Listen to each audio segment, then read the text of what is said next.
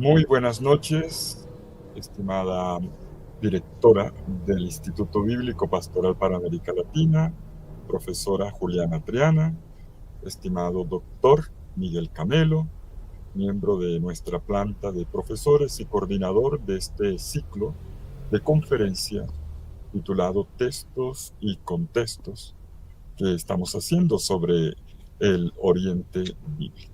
Y un saludo ahora muy especial a todos ustedes, mis queridos amigos que han sacado el tiempo en esta noche para una formación sobre esta relación tan importante entre el mundo de Egipto y el mundo bíblico, cómo se entrecruzan relaciones que cuando uno las capta mejor, las coloca en el punto correcto, con la ayuda de los estudios, resulta una lectura mucho más provechosa de la Sagrada Escritura para los que somos lectores de la Biblia, pero inclusive para aquellos que no, esto abre horizonte, abre mundo. Todos desde niño escuchamos hablar de Egipto, del Medio Oriente, de la Mesopotamia, de los hititas, de Siria, de los arameos, de los amorreos, del Levante, todo este mundo fascinante del Medio Oriente antiguo, dentro del cual nace la Biblia, al menos gran parte de ella. Y por eso, desde el punto de vista inclusive cultural, eh, vale la pena sacar el rato y tratar de entender un poco más este fascinante mundo. Entremos pues ya en nuestro estudio, recordando cómo este ciclo de conferencias, la conferencia de esta noche, es una de las conferencias de un ciclo más extenso que nos ocupa a lo largo de este año y que inclusive ya había empezado desde el año pasado.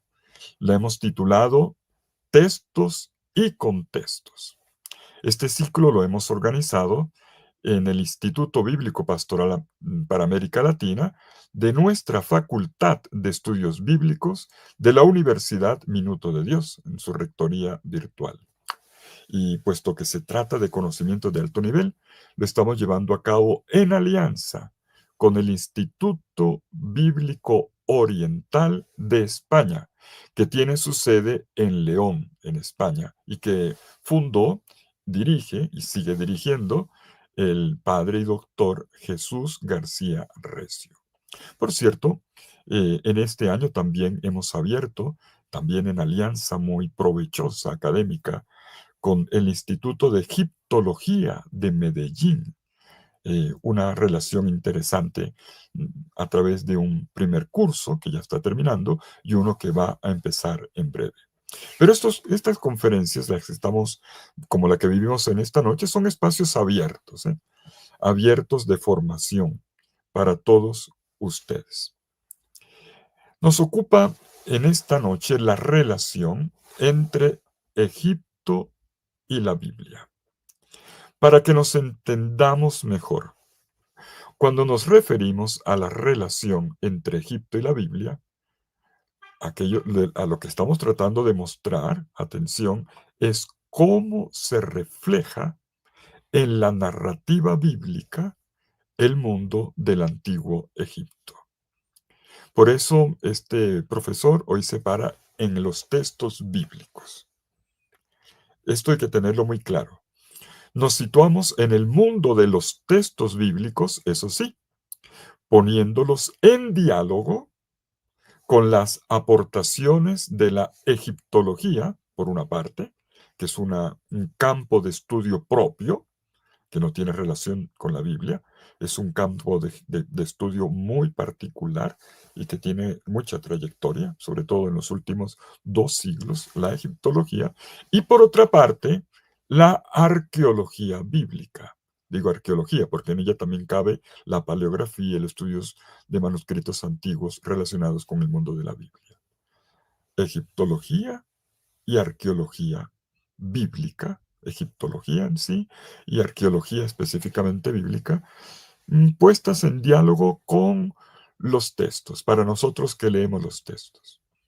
Debo aclarar que tomamos distancia de ese tipo de aproximaciones que buscan afirmar a toda costa, con intención fundamentalista, la verdad histórica de pasajes bíblicos a partir de los datos de la arqueología.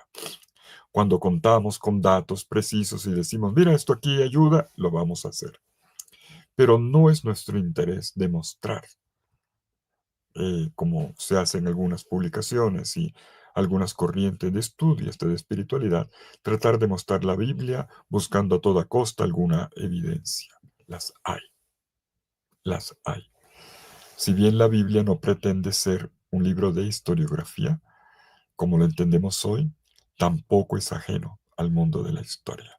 Y por eso las correlaciones pueden darse, pero hay que ponerlas dentro del registro preciso.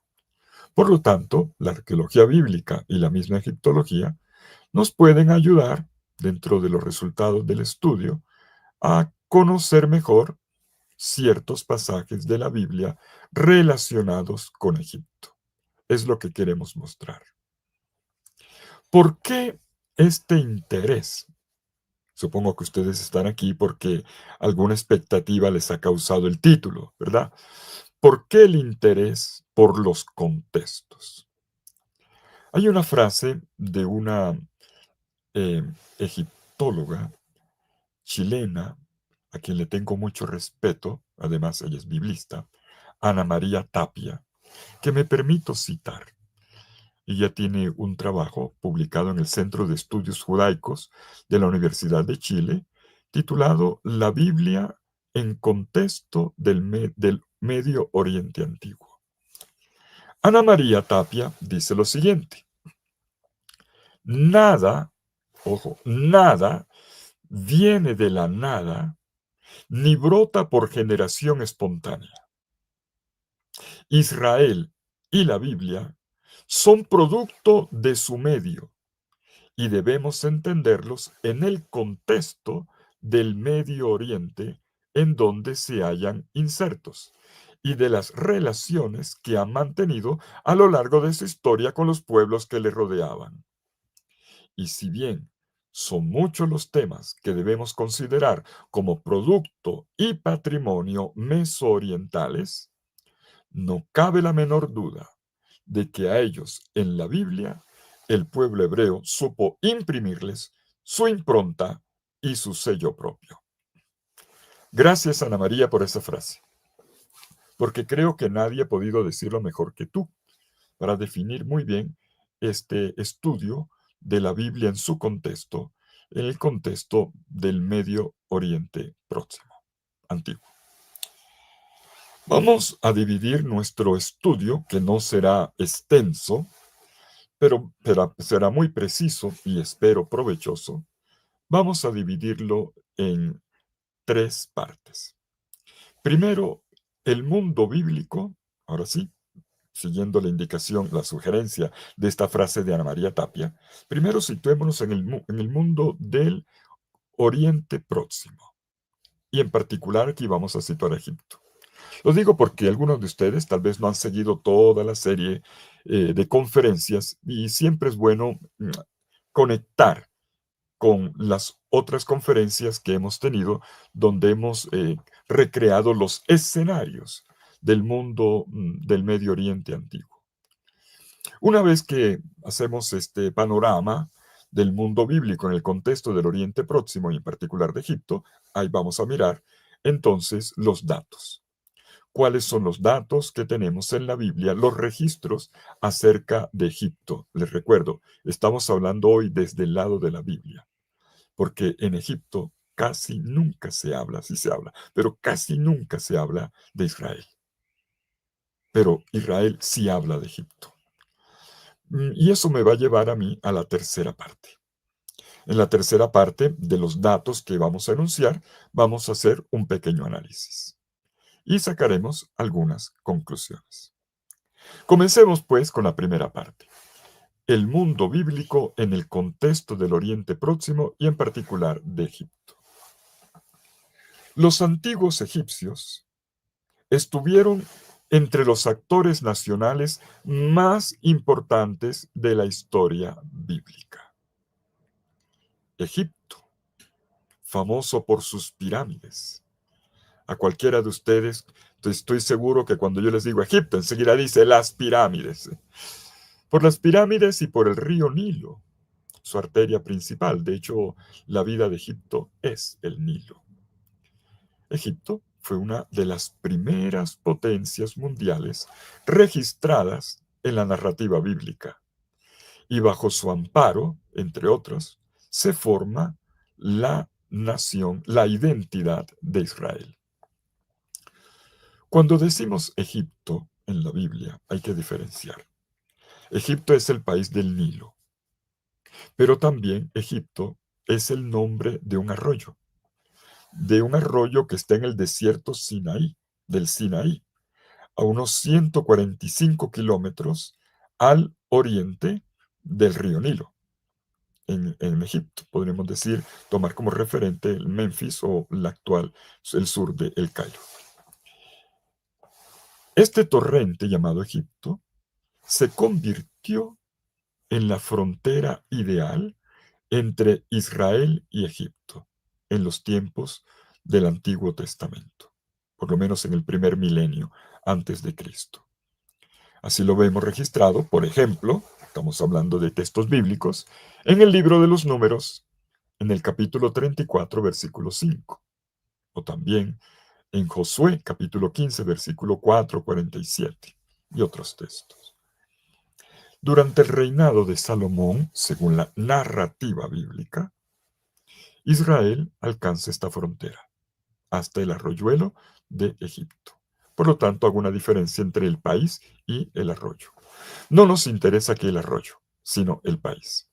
Y la relación intensa, por cierto, entre Israel y Egipto, es una relación compleja, de amor y de odio, de cercanía y de distancia. Egipto es el enemigo en la ideología, con el pensamiento bíblico, pero también es el lugar de refugio. Así como toma distancia, también lo busca. La nación que fue a la vez amiga, enemiga, refugio, en otro tiempo dominador de Israel y en otro tiempo protector de Israel, vaya relación, eh, hay que situarla bien porque siempre que uno dice Egipto, inmediatamente piensa solamente en el Éxodo, y no es solamente el Éxodo. Cuando uno empieza a indagar en los orígenes del pueblo hebreo, y esto es lo que importa, no puede ignorar una antigua tradición que recoge una profesión de fe que todo israelita debía proclamar en el templo de Jerusalén. Miren ustedes cómo el nombre Egipto estaba en boca de todo israelita piadoso cada vez que hacía nada más y nada menos que su confesión de fe. Y es así como por esta puerta quiero entrar. En el libro del Deuteronomio, capítulo 26, versículos 5 al 10, leemos esta confesión de fe. Se la voy a leer completa. Miren cómo se menciona Egipto. Mi padre era un arameo errante que bajó a Egipto, donde moró con unos pocos hombres, pero llegó a ser allí una gran nación, fuerte y numerosa. Luego los egipcios nos maltrataron, nos humillaron y nos impusieron una servidumbre durísima. Entonces clamamos al Señor, Dios de nuestros padres. El Señor oyó nuestro clamor y se fijó en nuestra miseria, nuestra fatiga y nuestra opresión. Y el Señor nos sacó de Egipto con mano poderosa y brazo extendido, en medio de gran terror, señales y prodigios. Y nos condujo a este lugar, y nos ha dado esta tierra, una tierra que emana leche y miel. Así que ahora he traído las primicias de los frutos del suelo que me ha dado el Señor. Deuteronomio, capítulo 26, versículos 5 al 10.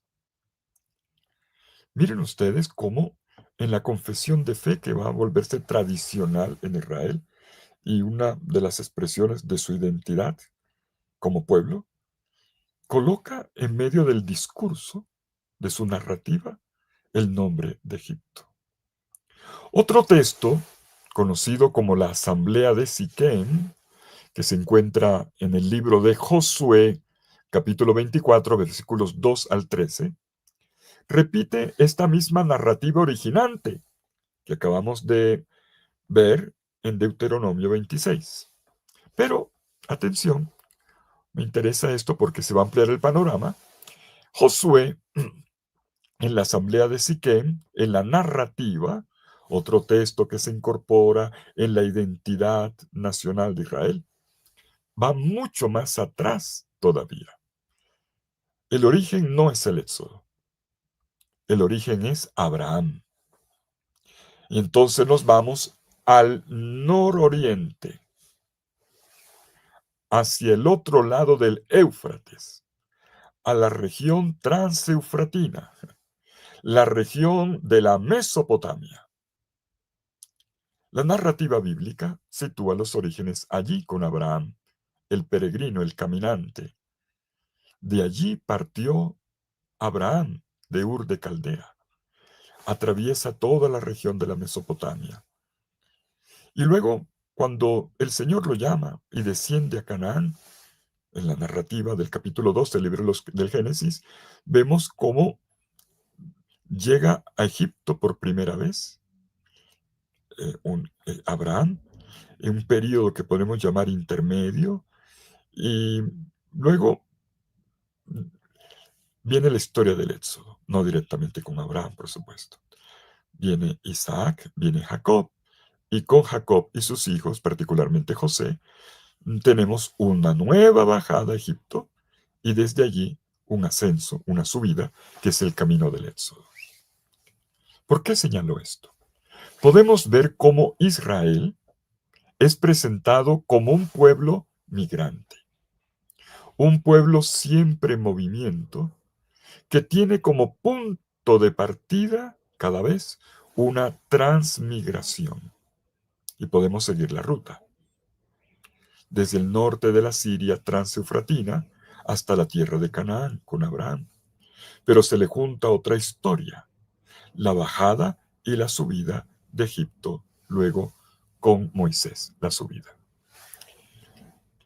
Este recorrido, que ha quedado impreso en la memoria histórica de Israel, nos ayuda a establecer lo que llamamos el Oriente bíblico, y que podemos delimitar en tres grandes áreas. Atención de esto, mis queridos estudiosos de la Biblia. Tres grandes áreas del Oriente bíblico. Primer área, la mesopotámica. Segunda, la egipcia. Y la tercera, atención, la ciro-cananea. Mesopotámica, egipcia y ciro-cananea. El mapa se va a reconfigurar muchas veces a lo largo del desarrollo histórico de los 2 milenios antes de Cristo, en los cuales se enmarca la narrativa del Antiguo Testamento en particular. Sigo parado en el texto de la Biblia. Pero seguirá en la mira del pueblo como el hábitat originario, cuando emprenda un nuevo modo de existencia israelita, fuera de la tierra, es más, lejos de la tierra, en la llamada diáspora, la cual terminará convirtiéndose en su modelo dominante de afirmación sociocultural. La existencia del pueblo hebreo, entonces, tiene que ver con movimientos culturales que determinan la historia desde los inicios del primer milenio antes de Cristo en el Oriente Próximo. El cómo se da este origen del pueblo hebreo en el Oriente Próximo es un tema apasionante. Ha sido tema de estudio, sobre todo en el último siglo y particularmente en las últimas décadas. Pero es un tema bastante complejo también y que rebasa los límites y propósitos de esta conferencia de esta noche. En algún momento lo haremos.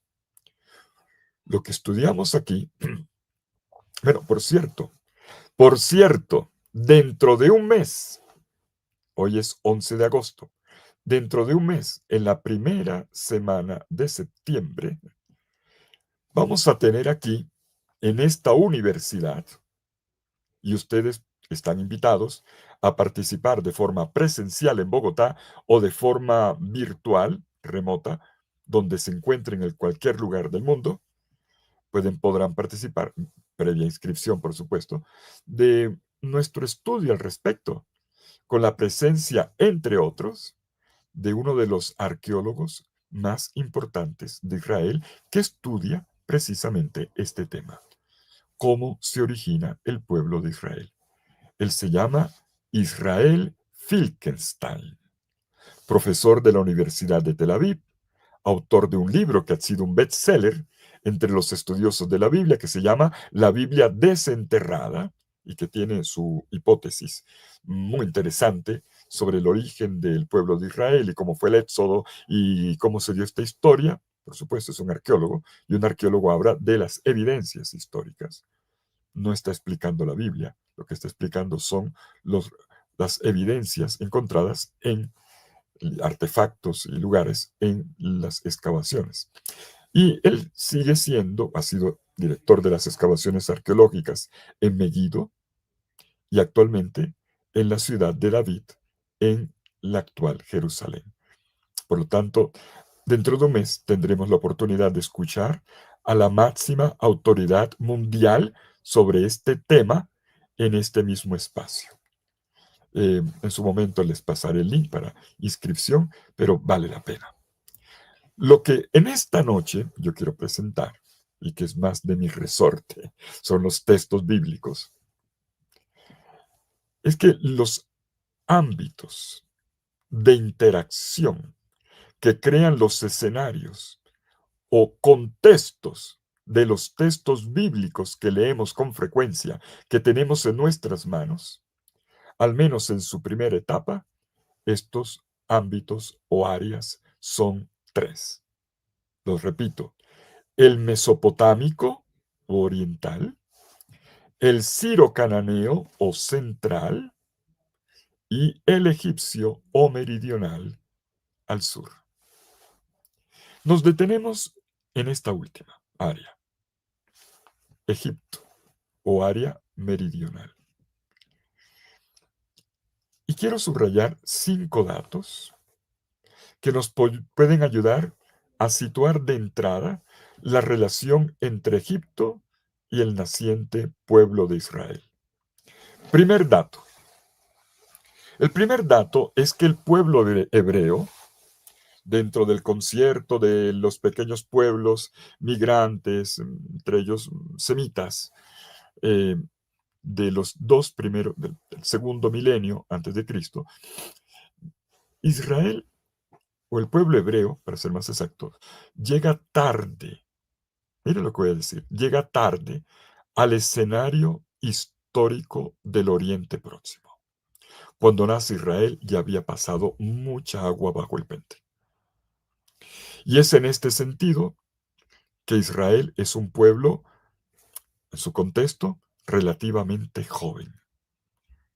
Siempre, lo digo con referencia a qué, siempre dentro del cuadro de la gran cantidad de pequeñas unidades políticas que conformaban el contexto histórico inmediato, que son muchas. Segundo dato. El segundo dato se deriva de lo que acabo de decir, y es que Israel se va a mover en un ámbito ya configurado culturalmente y que mantendrá una relación necesaria en todas sus facetas con Egipto. Una relación política, una relación militar, una relación cultural y una relación religiosa. Sea relaciones de aproximación o de distanciamiento. Y esta relación, por lo tanto, resultará tensa. una compleja relación, definámoslo así, de asimilación y de contraste. Más de lo segundo que de lo primero, pero no es posible lo segundo sin lo primero. Y es en este ámbito en el que Israel construye su propia identidad y la refleja en el colorido histórico de sus narrativas cada vez que hace referencia al mundo de Egipto. El tercer dato, y es necesario decirlo para evitar exageraciones, es que Israel en este contexto es apenas un país pequeñito, chiquitito, un país minúsculo, que es como una piedrecita dentro del amplio mosaico de las unidades políticas de los pueblos semitas occidentales del primer milenio antes de Cristo. Esta desproporción es importante tenerla en cuenta. Cuarto dato. El cuarto dato es que esta tensión conlleva enfrentamientos o lleva a enfrentamientos, primero, entre los minúsculos reinos de la zona, con los cuales Israel tendrá que luchar, sean los que están en esta zona sirio-cananea. En la región central, como les he señalado, tenemos la oriental al norte, nororiental con la Mesopotamia, la meridional al sur, con Egipto en el centro. Esta región sirio-cananea siempre fue tierra de conflicto. ¿Y qué decir? Cuando vienen los filisteos, los pueblos del mar, y la cuestión se complica, o la relación pésima con los amonitas o los madianitas. Fue siempre una relación muy tensa. Por eso el registro en la Biblia de las continuas guerras entre vecinos, hermanos semitas además. Pero no solamente con los minúsculos pueblos semitas de la zona, sino también con los grandes imperios, el nororiental, los nororientales, porque son varios, de la Mesopotamia y el del sur, Egipto. Recordando que en la región nororiental, estos pueblos de la Mesopotamia fueron varios imperios, Asiria, Babilonia, y luego vendría más del oriente, vendría Persia.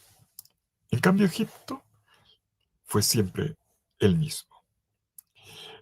A diferencia de la Mesopotamia, en Egipto tendremos una continuidad, 3000 años de historia que van a definir el antiguo, que van a constituir el antiguo Egipto. Y bueno, yo dije continuidad, tengo que ser preciso, semicontinuidad. Es verdad que hay patrones culturales y políticos y religiosos que se mantienen en la historia de Egipto en 3 milenios, en 3000 años, pero también hay variantes, que parece que no, pero sí las hay y muy importantes. Pero no fueron diversos imperios. Algún paréntesis como el de los Ixos, por ejemplo, pero no fueron imperios. Egipto siempre fue el mismo, al menos como unidad, en sus variantes, en su desarrollo. En cambio, la Mesopotamia no, vio pasar diversos imperios por su territorio. Y esto último que he dicho es lo que afianza la grandeza del antiguo Egipto, una continuidad que le da un peso muy importante a la influencia cultural que va a ejercer.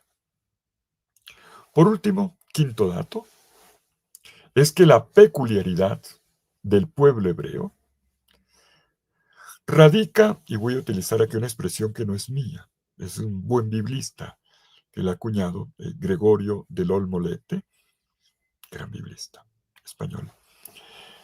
Él dice que la peculiaridad radica en su capacidad de sobrevivencia. Y esto es verdad. Israel construye un pueblo pequeñito, pero fuerte.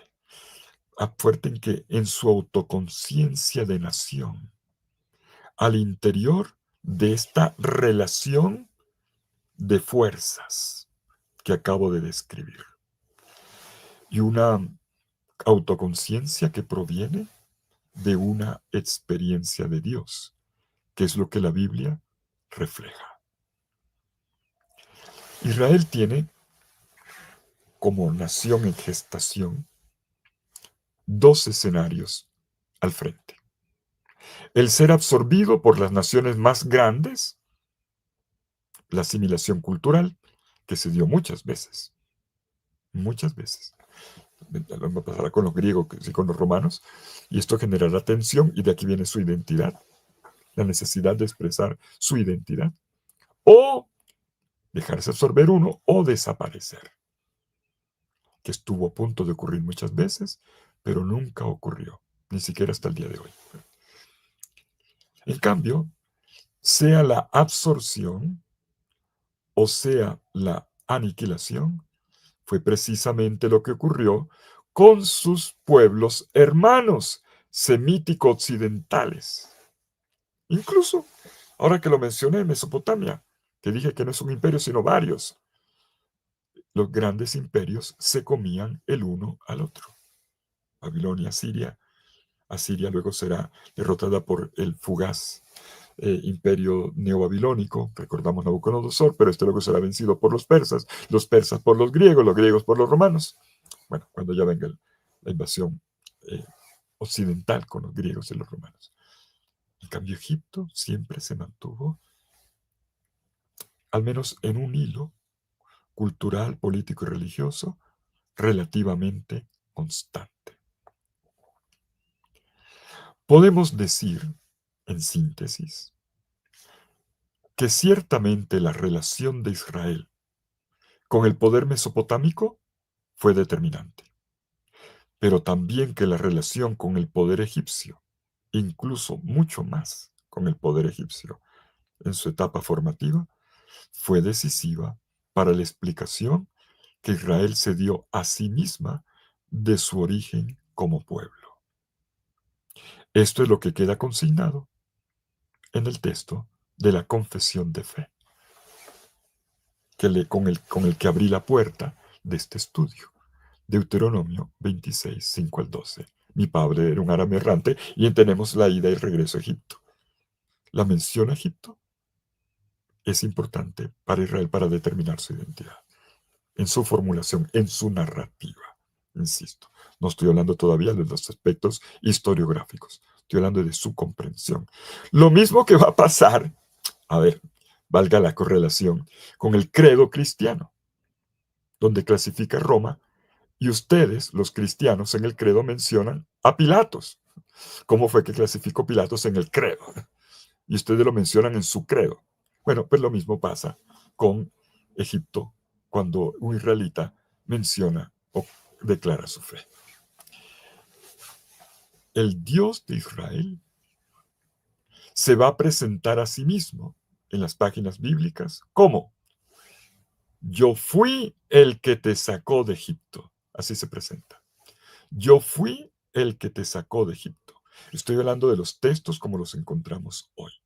En otra oportunidad vamos a estudiar los orígenes de esta experiencia de Dios ya vista en el contexto, en la gran sombra, el gran paraguas del mundo egipcio. Me interesa explicar bien eso. Yo soy el que te sacó de Egipto.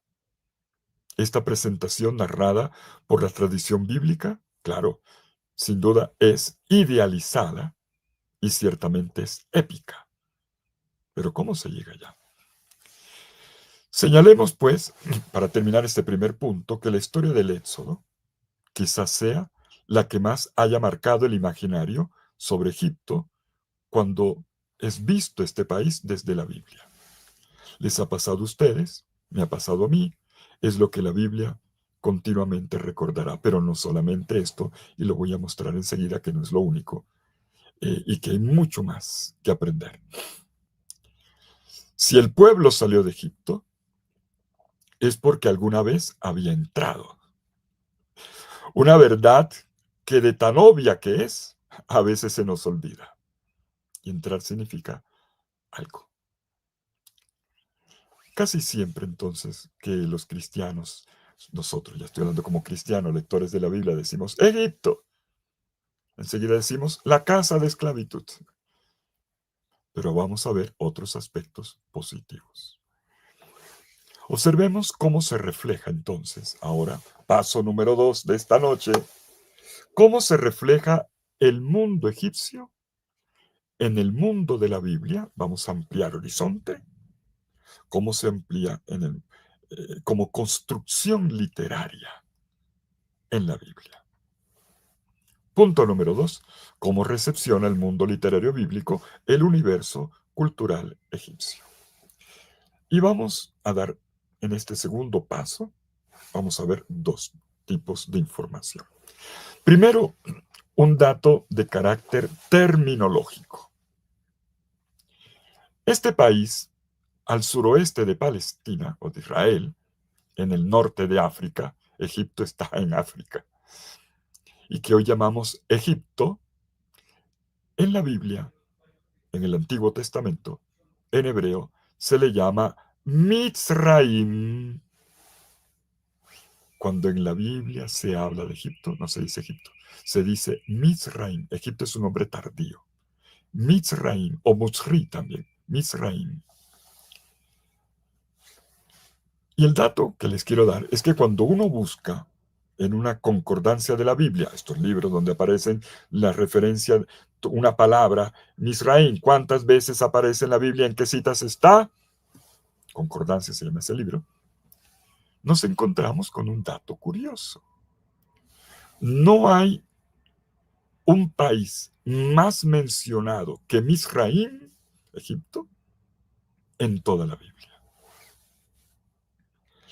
Las palabras Egipto, los vocablos Egipto, egipcio, egipcios, se mencionan en la Biblia 698 veces. Dato preciso técnico. En 670 ocasiones en el Antiguo Testamento, en la Biblia hebrea. 28 veces en el Nuevo Testamento. Y en esta estadística podemos destacar que en el Antiguo Testamento 375 de las 670 están en el Pentateuco, los primeros 5 libros de la Biblia. Y dentro del Pentateuco, 87 veces en el libro del Génesis. Vamos viendo dónde está la concentración terminológica.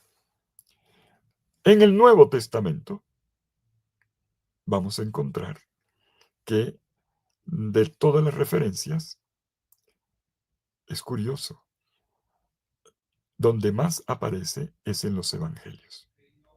Inclusive una vez se menciona en el libro del Apocalipsis. Y estas referencias, 698, contrastan, solo para que ustedes entiendan, ponderen el subrayado que la Biblia hace, las referencias a Jerusalén en la Biblia hebrea son 667. Se menciona menos que la palabra Egipto.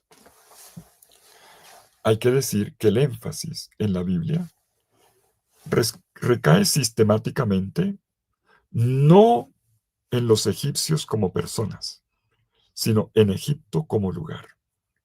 Solo en raras ocasiones se menciona por nombre individuos nativos de Egipto. Por ejemplo, en Génesis 41:50, en el segundo libro de los Reyes 23:29, en Jeremías 44:30, entre otros. Y hay un dato en contraparte de este primer dato, y es que la Biblia habla de Egipto, ya vemos masivamente, 698 veces, pero en Egipto, en la literatura egipcia o en las inscripciones egipcias, de las piedras, las referencias, sobre todo en las estelas, en Egipto se habla muy poco de Israel. Es la Biblia la que habla de Egipto. Egipto nunca habla, casi nunca habla de Israel. Pero cuando aparece el dato, enseguida hay que poner cuidado. Es valioso. ¿Cómo se explica esto? Que Israel hable tanto de Egipto y Egipto casi que lo ignora, habla poco. No que Egipto no supiese de Israel, claro que sabe. Fue también parte de su territorio en, en algunos momentos de la historia. Cuando los libros de la Biblia se escriben, se redactan, no es cuando están pasando los acontecimientos.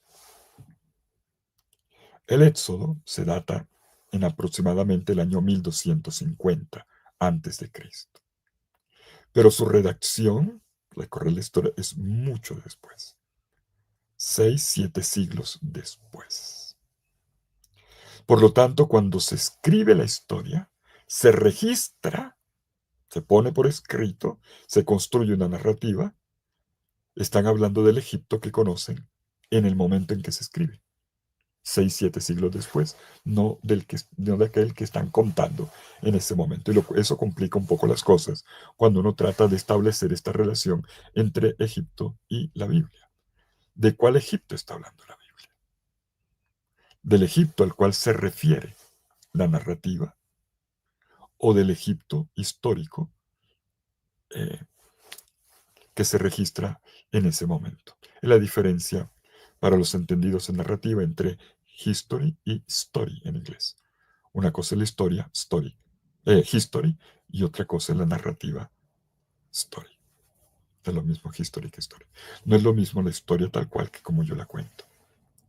De ahí que, para ser objetivos, cuando uno lee las referencias a Egipto, uno se va a encontrar con que ayuda a entender más las relaciones con Egipto cuando se redactan los libros que una reproducción de la historia tal cual como ocurrió.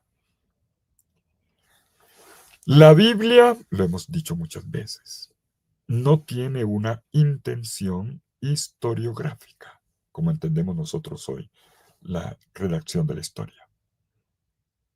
La Biblia tiene una intención narrativa, catequética, religiosa, lo cual no quiere decir, soy claro, que no haya fundamentos históricos. Pero aquí hay que pasar el cedazo y hay que ponderar la información por la razón que acabo de dar. Lo que sí registramos es que hay una gran influencia, eso sí. En este primer dato que he dado terminológico, ciertamente hay una gran influencia, tanto que el mundo de Egipto queda muy impreso en el mundo israelita, particularmente en su registro de los textos escritos que llamamos la Biblia. El segundo dato, fuera del terminológico, del Misraim, como le llama a Egipto el mundo hebreo, Misraim. Veamos ahora, ampliando nuestra información, eh, hagamos un recorrido por los principales textos en la narrativa. Y comencemos por la referencia más antigua. Egipto, Misraim, aparece por primera vez en la Biblia en el libro del Génesis, capítulo 10, versículo 6. ¿Quién es Misraim según el relato? Recuerdo, estoy hablando desde la Biblia. ¿Quién es Misraim? ¿Quién es Egipto? Según el relato bíblico, se trata de un descendiente de Cam. Cam, el segundo hijo de Noé. Recordemos, a ver, Biblia. Noé, el del diluvio, tuvo 3 hijos. Sem, Cam y Jafet. El segundo hijo, Cam, tiene entre sus hijos a Misraim, que es Egipto. Y este Egipto también engendró a los Ludín, Anamín, Leabín, Naftuín, Patrusim, los de Patros, o sea, los que están en el sur de Egipto, los Casluim, según esto, Filistea. Bueno, esos son los Casluim y Caftor. Todo esto que estoy diciendo está mencionado en los versículos 13 y 14 de este capítulo 10 del libro del Génesis. Y luego citado ya como país, no como el descendiente de el nieto de Noé, hijo de Cam. Ya hablando del país, el país vecino de Israel, podemos seguir la ruta en la que se registra en los textos la presencia en algunos acontecimientos de la Biblia. El primer contacto con el mundo egipcio desde la Biblia ocurre con Abraham. En capítulo 12, versículos 10 hasta el final, inclusive hasta el capítulo 13, versículo 1. Abraham llega a Canaán, pero hay sequía, no hay que comer, hambruna, y entonces desciende, en la narrativa dice que desciende hasta Egipto en búsqueda de alimento, va junto con su esposa Sara. La siguiente mención, sigamos los relatos, nos vamos al capítulo 16 del libro del Génesis. Agar, la esclava con la que Abraham tiene su primer hijo, Ismael, era egipcia. Y entonces tenemos un primer personaje egipcio que entra en el mundo de la Biblia. Fuera del mencionado, el héroe epónimo, Misraim, el primer personaje es una mujer, Agar.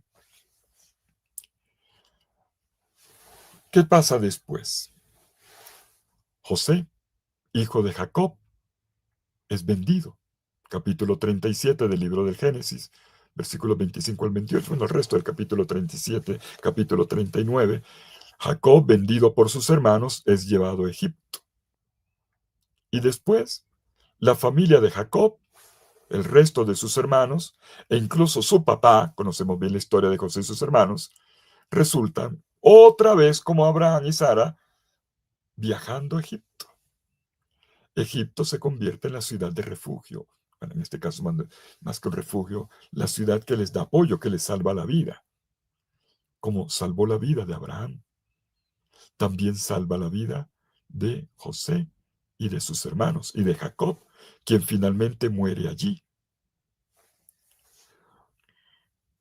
La Biblia nos sigue diciendo que José se convierte en primer ministro del faraón, un visir.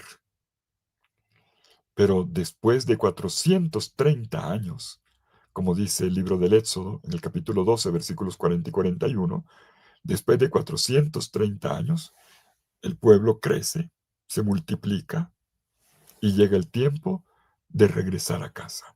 Regresa a propósito de la historia que conocemos bien de sometimiento a la esclavitud por parte de los egipcios.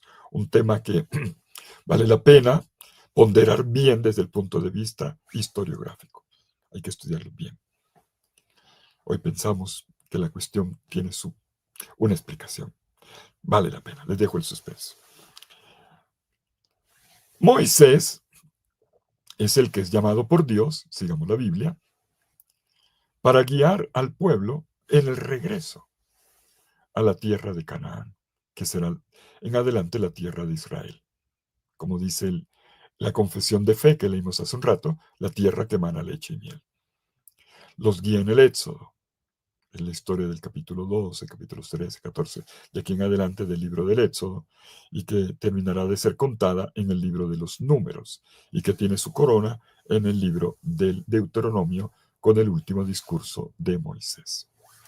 Este acto es central para la relación de Dios con este pueblo naciente, el de los descendientes de Abraham, que ahora se convierte en el pueblo de la alianza, en el Sinaí.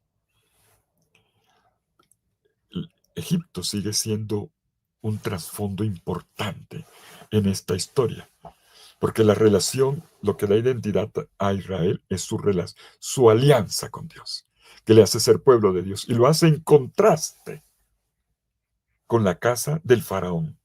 No le pertenecemos a un faraón, le pertenecemos a Yahvé. Y esto es determinante, esto es importante entender esto. Esta alianza será la base de una ética y será el referente de la experiencia de la salvación, entendida como una liberación, como un rescate de una situación de muerte, de esclavitud. Una vez establecido en la tierra, no importa cómo expliquemos la posesión de la tierra, llegamos a los tiempos de Salomón. En los tiempos de Salomón hay muy buenas relaciones con Egipto.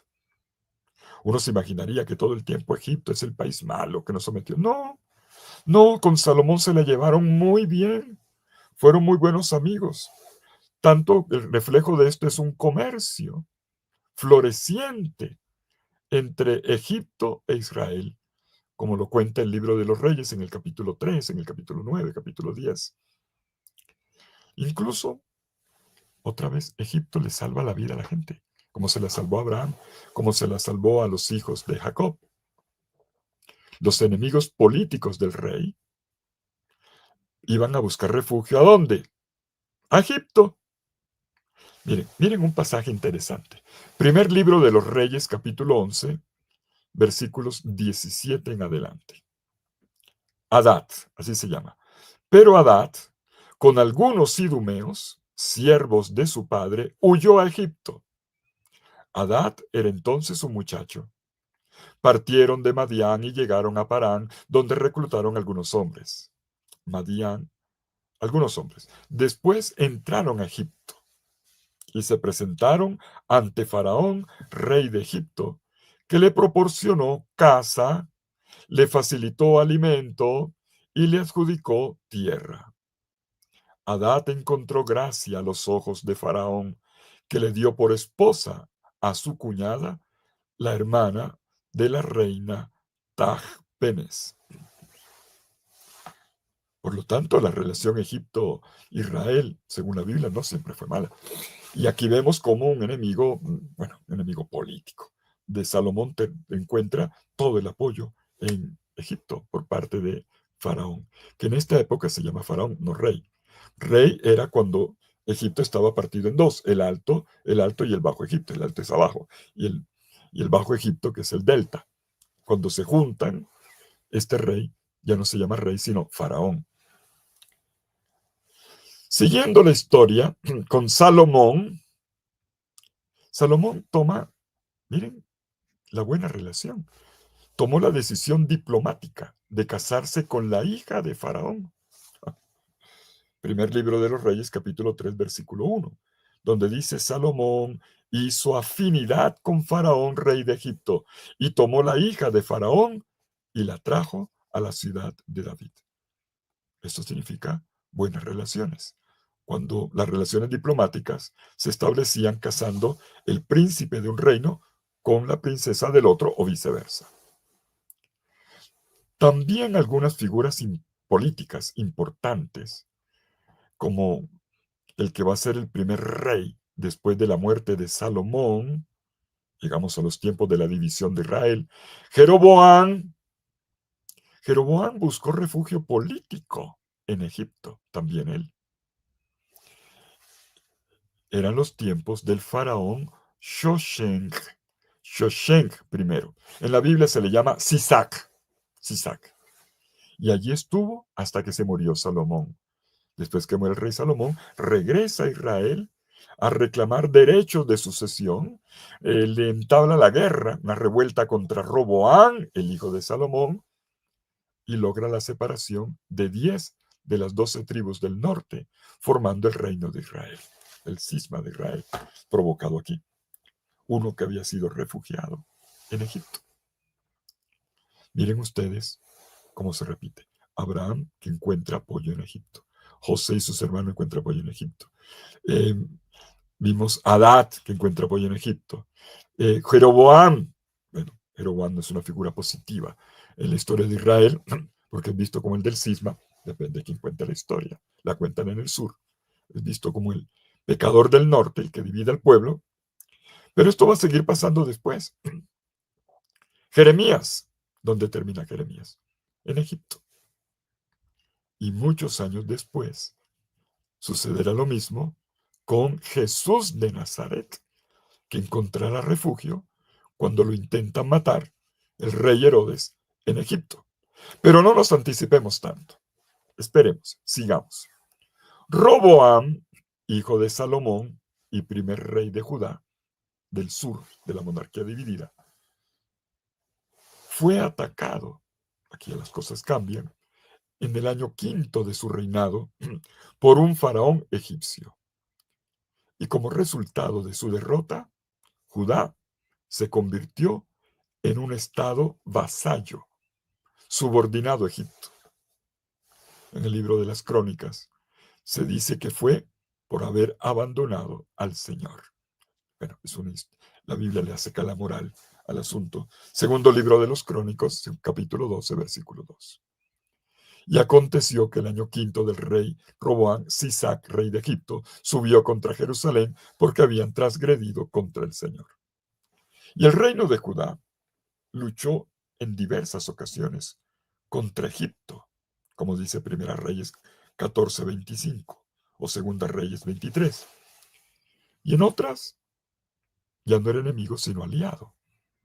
Segundo libro de los Reyes, capítulo 17. Es para que vean que la historia no es tan así. La relación con Egipto es variable, es variable. Aun cuando, eso sí, oráculos como el de Isaías 30, del 1 al 7, advierte, cuidado, Egipto no es de fiar. Es un país grande y poderoso que te ayuda cuando te necesitas comida o refugio político, pero después se aprovecha de ti y te echa. Eso está en Jeremías 2:18 también. Los dos reinos, norte y sur, se terminan. El reino del norte, año 722, el reino del sur, año 587 o 586, con Nabucodonosor que conquista la ciudad. Israel queda en manos de Babilonia y algunos sobrevivientes de esta invasión babilónica, ¿a dónde se van? A Egipto. A pesar de que Jeremías les había dicho, cuidado, capítulo 42 de Jeremías, versículo 7, cuidado, no se vayan para Egipto. Pero es el mismo Jeremías que lo desaconseja, termina su vida en Egipto. Claro, es llevado en contra de su voluntad. Después de la derrota y del exilio impuesto por Babilonia, después del asesinato del gobernador Godolías, que estaba allí, esto está en Jeremías capítulos 39 y 40. En los libros poéticos y proféticos encontramos diversas menciones contra Egipto.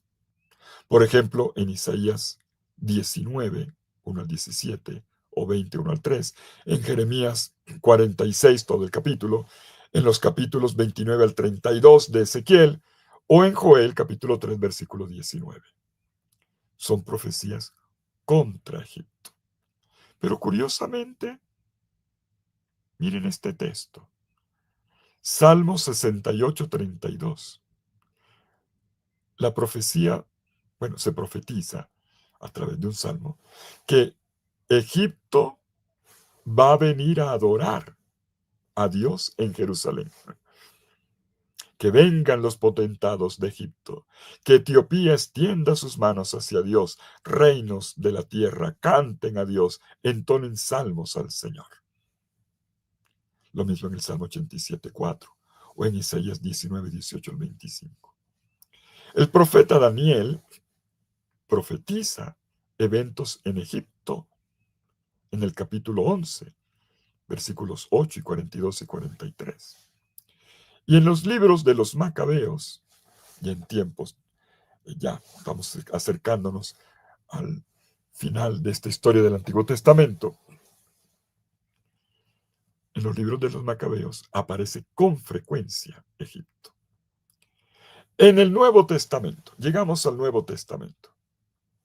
Además de las referencias del Antiguo que hemos visto del Antiguo Testamento, vale la pena subrayar 4, para que vean cómo esta historia impacta en los tiempos neotestamentarios. ¿Qué es Egipto en el Evangelio? En Mateo. Es el lugar de la fuga o de la huida de la familia de Jesús.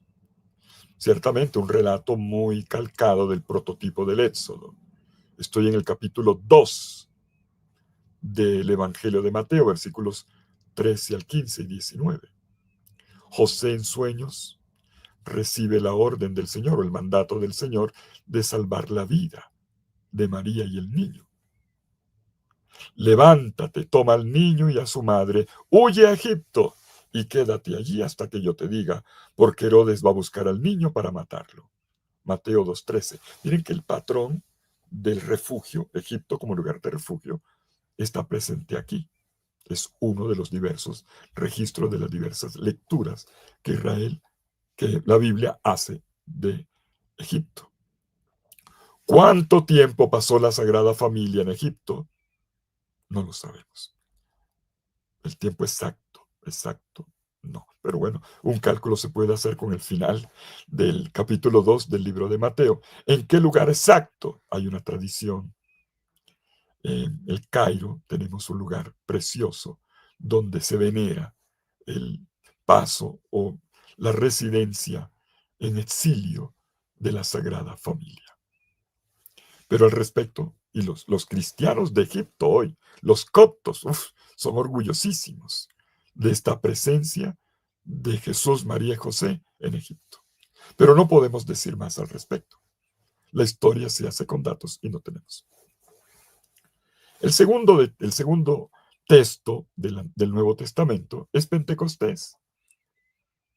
Entre aquellos que corren en el momento del viento, del huracán y del fuego, al cenáculo donde están los apóstoles, y se hace la lista de los pueblos que están allí, gente de la diáspora que ha venido a Jerusalén para celebrar la fiesta, se trata de hebreos de la diáspora, se mencionan judíos residenciados en Egipto. Hechos capítulo 2, versículo 10. Un texto que casi nunca se cita, pero lo quiero citar esta noche, está en Hechos 21:38, es el tercer texto, digno de subrayar. Cuando a Pablo lo van a capturar en el templo de Jerusalén, y el tribuno lo va a capturar, Pablo le habla en griego, Hechos 21:38, y el tribuno se sorprende. ¿Hablas griego? Y dice, ¿no eres tú el egipcio que hace pocos días promovió una rebelión y llevó al desierto a 4,000 sicarios? Confundieron a Pablo con un egipcio revoltoso de una banda de 4,000 sicarios. Una rebelión, es un dato interesante. Esto ocurrió. Esta rebelión está registrada por Flavio Josefo en el año 50 después de Cristo. El cuarto y último texto que quiero señalar, hay más, pero los más importantes, está ya al final de la Biblia, Apocalipsis capítulo 11, versículo 8, donde Egipto se convierte en el símbolo espiritual del mundo malvado. Ya entenderán por qué, porque hay patrones, ya vemos cómo se va generando estereotipos o prototipos. Dice el texto de Apocalipsis 11:8, sus cadáveres quedarán en la plaza de la gran ciudad, la que simbólicamente se llama Sodoma o Egipto. Bueno, este rápido recorrido por textos bíblicos, miren, desde el Génesis hasta el Apocalipsis, dígame si Egipto no es importante para la narrativa bíblica, para el que está leyendo la Biblia. Desde el Génesis hasta el Apocalipsis. Entonces, en la narrativa bíblica ha quedado registrada la memoria del mundo egipcio, como hemos visto, con diversas variantes, con diversos enfoques o lecturas. Y pasemos al punto número 3, ya nos vamos acercando al final. Lo que hemos hecho hasta aquí es simplemente mostrar la información. Pero ¿cómo la podemos analizar? ¿Cómo podemos comprender el impacto? Punto número 3, el impacto de Egipto en la narrativa bíblica. La visión bíblica sobre Egipto es teológica, cuando no también ideológica. Y esto en sí no es malo. Es importante recordarlo, ¿eh? Es verdad que algunos estudiosos han intentado mostrar este impacto, pero enfocados más en el esfuerzo por probar, entre comillas, la verdad histórica de acontecimientos bíblicos. El israelita Leibel Resnick, un gran arqueólogo, ha publicado un artículo en la revista Biblical Archaeology, Egyptology in the Torah. Hace un listado, por cierto, muy bien hecho, de 17 evidencias. Y estamos hablando ya desde el punto de vista de los arqueólogos. 17 evidencias que merecen ser miradas una por uno y sopesar. A ver qué significa, qué le aporta la lectura de la Biblia. Un alemán, Rainer Kessler, en un artículo publicado en la revista Scriptura del año 2005, titulada La triple imagen de Egipto en la Biblia hebrea, The Threefold Image, qué bonito esto, of Egypt in the Hebrew Bible. Es interesante, la triple imagen de Egipto en la Biblia hebrea. Para mí es quien nos ha regalado la síntesis y que podemos decir la visión analítica y sintética más interesante sobre la relación entre Egipto y la Biblia. Él dice que tenemos 3 tipos de discurso en la Biblia acerca de Egipto. Esto ya es analítico. El de los orígenes, el de los oráculos de los pueblos hebreos y el de Egipto como país rico, sabio y poderoso. Tenemos el paradigma de los orígenes, que se acerca mucho a lo que nos dicen los libros del Génesis y del Éxodo, el paradigma exodal, el paradigma profético, los oráculos contra Egipto, y por qué juegan un papel tan importante en el discurso profético. Y tercero, el paradigma sapiencial. Israel juega un papel muy importante en la sapiencialidad bíblica, donde Egipto es visto como el país culto, de una gran sabiduría de vida, y además rico y poderoso. ¿Qué podemos decir al respecto? Con respecto a los orígenes, ya hicimos un comentario hace un rato, ya no lo quiero repetir para no cansarlos, como desde Génesis 16 ya se habla de Egipto en los relatos de los orígenes, en la Biblia, cuando se habla del Mizraim. Y esto, el hecho de que se hable de este Mizraim y se diga que es nieto de Noé, es más, eh, vendrá aquí un antepasado que era un hombre llamado Nimrod, el organizador de la ciudad, un déspota posterior a las inundaciones. Bueno, esta información inicial del capítulo 10 de Génesis ya es interesante. Nos preguntamos, ¿qué sentido podría tener el que en la Biblia se pongan a rastrear a sus antepasados en Egipto desde los primeros días después del diluvio? Un biblista, Brueggemann, dice que el hecho de que Egipto y Canaán aparezcan como hermanos, hijos de un mismo padre, en estos escritos bíblicos, refleja un tiempo en el que Egipto dominaba políticamente sobre la tierra de Israel. Él dice, el principio básico de organización de estos listados no es racial, que por cierto se dice que este Misraim es el moreno, y algunos ya le sacan la conclusión, es que vive en Egipto, que los nubios. No, no vamos hasta allá. El interés no es racial, no es étnico, no es lingüístico, no es territorial, es político. Refleja redes de relaciones entre Israel y Egipto en un momento determinado, cuando se escribe el texto. Según el capítulo 9 del libro del Génesis, versículos 20 al 27, Se dice que Canaán, recibió una maldición de su padre por haberlo visto desnudo cuando estaba embriagado. Sin embargo, aunque narrativamente esta maldición ya está presente en el capítulo 10, aquí no se la menciona. De hecho, la enumeración de los pueblos en esta lista de naciones del capítulo 10, podremos decir, es neutra, excepto por la alusión a las naciones poderosas que surgen de Nimrod, el cazador vigoroso frente a Yahvé, entre las que se cuentan varias de las potencias que someten a Israel en diversos momentos de su historia, como ocurrirá con Asiria y con Babilonia.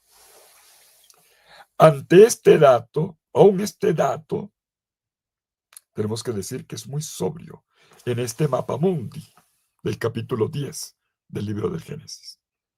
Sin embargo, hay que admitirlo, tenemos un reconocimiento más que explícito de que Israel está rodeada de naciones poderosas y temibles, capaces de levantar imperios, como lo lee la Biblia, recuerden, es una interpretación, van en contra de la voluntad de Yahvé. El segundo núcleo, los oráculos de los pueblos extranjeros. El núcleo profético, el paradigma profético. Aquí tenemos un material valiosísimo al respecto. En diversos libros proféticos se habla, se comenta Egipto. Isaías, capítulos 13 al 23, una buena porción. Jeremías, 48 al 51, otra buena porción. Ezequiel, capítulos del 29 al 32, En Amós, en los capítulos 1 y 2, especialmente la parte que corresponde. En la lista de las naciones vecinas, poderosas, que son una amenaza para Israel, juega un papel importante la idea del juicio de Yahvé contra las naciones. Pero en realidad es un juicio de Yahvé también contra su propio pueblo. Egipto, Asiria, Babilonia, son reflejadas aquí como el brazo divino. Y por lo tanto Israel hace mal en intentar escaparse o de acortar el horror que viene por el azote que le dan estas naciones. Lectura teológica. A través de estos enemigos, Dios castiga a su pueblo, lo educa. Asiria, como las demás naciones, termina por excederse en su poder y crueldad, de manera que Yahvé se ve obligado a castigarla, o mejor dicho, inclusive a hundirla. Y así surge una lectura de la historia, donde el pueblo de Dios, aunque parezca insignificante frente a las potencias que le rodean, puede consolarse en las pérdidas, recuperar la valentía en las luchas y encontrarle un sentido a la historia. Estos oráculos después van a ser releídos desde una visión mucho más, digamos, universalista del Dios de Israel, pasando de poderes que castigan o conquistan a resultar siendo un plan salvífico universal. Por ejemplo, Isaías 19, del 19 al 25. Pero como demuestra el autor que he citado, Kessler, en ese artículo, tanto el discurso político, profético, como el del Éxodo usan el leitmotiv, el registro de Egipto, para hablarle a Israel. Y desde Israel no está dialogando con el Egipto real. Es una visión teológica. Por supuesto, esto ya no interesa ni a la egiptología, ni a la arqueología bíblica. Le interesa al lector de la Biblia. Pero tenemos que preguntarnos el por qué y entender bien la riqueza de estos textos y en qué registros se está hablando, que es lo que yo quiero invitarlos a descubrir. Por último, La sapiencialidad.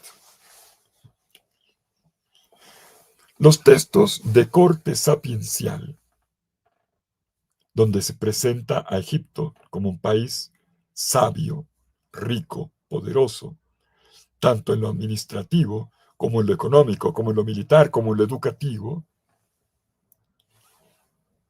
Israel se ve beneficiada por esta influencia egipcia. Un texto que une con Egipto es Isaías 31, 1 al 3. Y aunque la referencia es Egipto, la nación contra la cual se pronuncia el juicio divino es Judá, que no se vuelve a su Dios, que no se convierte ante la invasión asiria, sino que busca ayuda militar en el país del sur. Pero insisto, estas son menciones que pertenecen más al registro histórico, pero lo importante es cómo Israel aprende de Egipto. Y al mismo tiempo dice que hay una sabiduría que viene de Dios, que es superior a la de Egipto. También Él, el Santo de Israel, Yahvé, es sabio, dice nuestro texto. La historia de la reina de Saba, las formas. Bueno, pasemos a la conclusión.